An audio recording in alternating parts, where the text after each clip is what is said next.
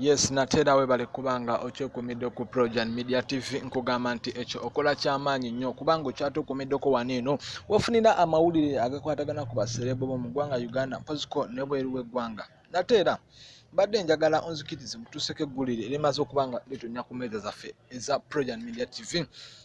Omukazi oba tumuyite kalina mukyala omuyimbi ayitibwa Grace Can emabega kawo twawulyako nti beeyagala ne Kojja Kitonsa. Grace Can ebintu bino nabanga ebintu bino abyegaanamuko naye ate obujulizi ne buvaayo nga kyo kituufu beeyagala ne Kojja Kitonsa. Kojja Kitonsa emabega kawo babadde ne mwana muwala Grace Can nga bali mu bbaala erimu ku mazaalibwa ga Kojja Kitonsa ne beeraga omukwano guli ogw'ekimemmete nawe nga toyinza nagukkiriza. Naye Kojja Kitonsa yatutteko omwana muwala out, yatutteko Grace Can out. Bagenze kawo kadeeti ne basooka beragamuko awo amapenzi nawe bannamawulire webabasangire ne babako ebibuuzo be babuuzaako Kojja Kitonsa.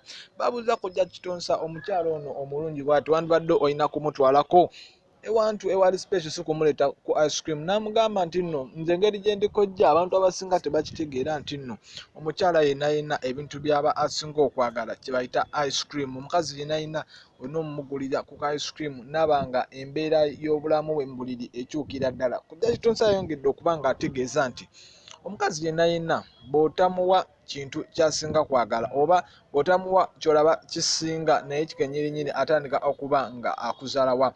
Kojja Kitonsa beebigambo byayogedde n'agamba nti omukazi yenna ebyama byonna byo byayogedde okuba nti no lwaki akyakuumye mwana muwala oyo ng'akyamwagala amuwa ebintu ebikyasinze okuba nga bimuwoomera ate ne wali eri mu mbeera z'omu kisenge amusamulira ddala mwana muwala n'awulira ddala ng'obulamu bwe bubwewo bwennyini oba okuba nga bamuwa service ennungi ennyo. Kale wano ku Projan Media TV tugamba nti omulimu gw'amaanyi okuba nga oli mulabi ate era nga oli muwuliriza. Weebale nnyo.